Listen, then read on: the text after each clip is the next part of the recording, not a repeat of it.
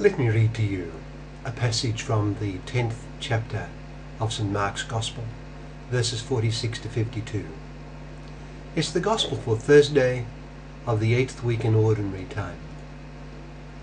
St. Mark writes, "Then Jesus and his disciples came to Jericho.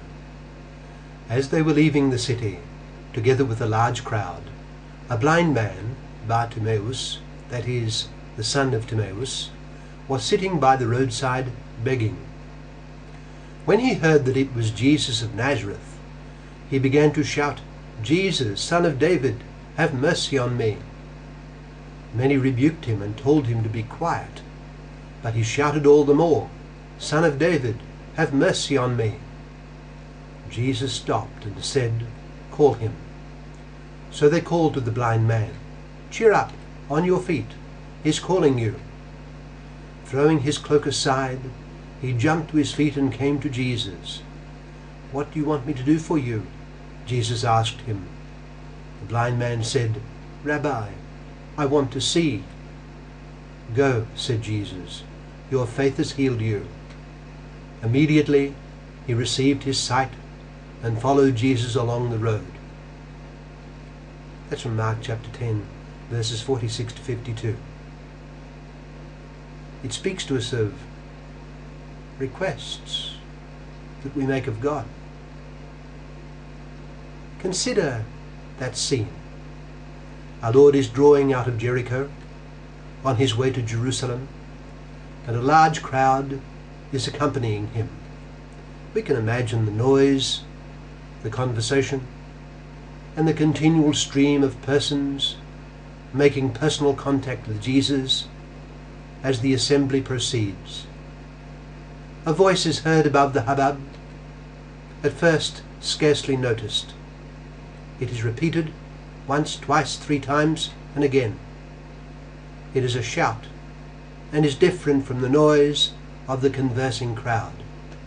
It is strident, and it is calling out a specific name.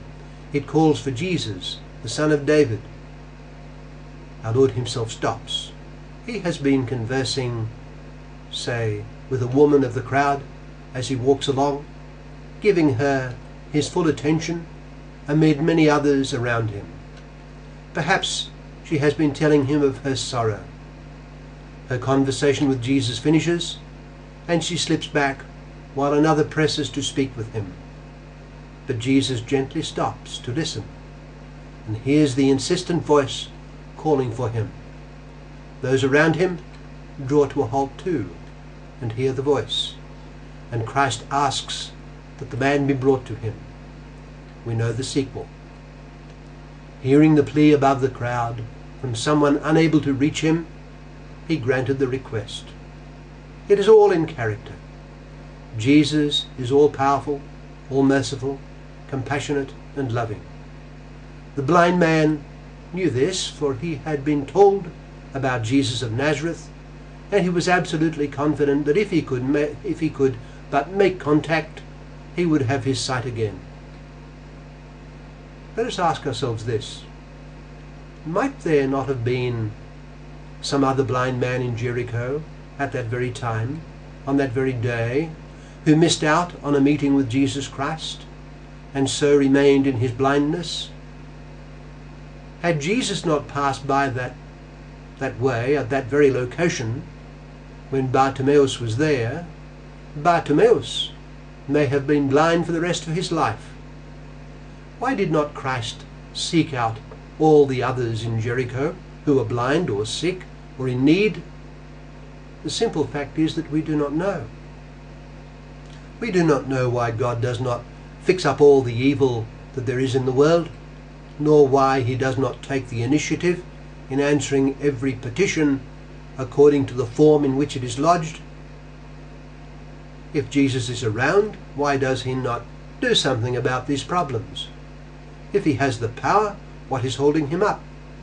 He answers petitions such as that of the blind man once, twice, 3 times, so why not every time? On another occasion, a certain man, Lazarus, was seriously sick. He was, humanly speaking, a special friend of our Lord's, together with his 2 sisters, Martha and Mary. We read, Jesus loved Martha and her sister and Lazarus. John chapter 11 verse 5. An urgent message came from the two sisters to our Lord, telling him that he whom you love is sick. Chapter 11 verse 3 of St. John.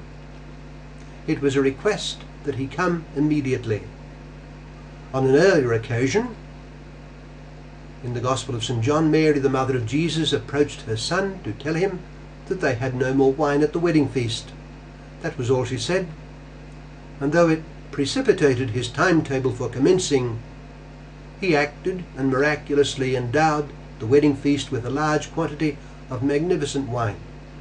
This time, he did not act. He did nothing. He sent back no message to the sisters that he was on his way or that Lazarus would be well.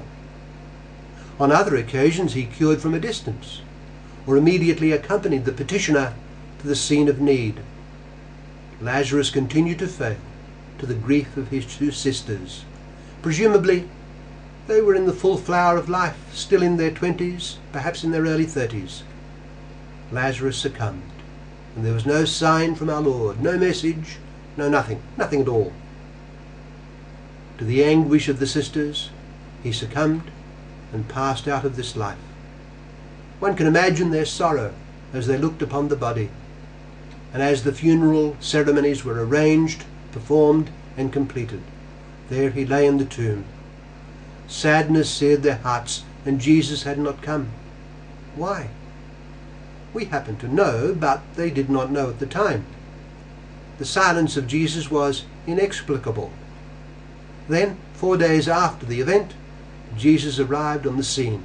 "Lord, if you had been here," Martha said to him, "my brother would not have died."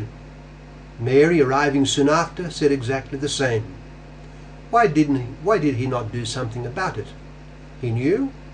They had asked him to come, but there had been silence. The reason was, he had explained to his disciples that this sickness is for the glory of God. John chapter 11 verse 4. But the sisters did not know that, and they went through a lot of anguish as a result. We do not know why our Lord acted as he did, allowing a lot of pain to flow through the hearts of those he loved. But he knew what was best, the best answer to a petition. On an altogether different occasion, a cured demoniac from the Decapolis region pleaded to be allowed to follow his divine benefactor, but Jesus refused. His request was not granted. He was given a different order instead. Why?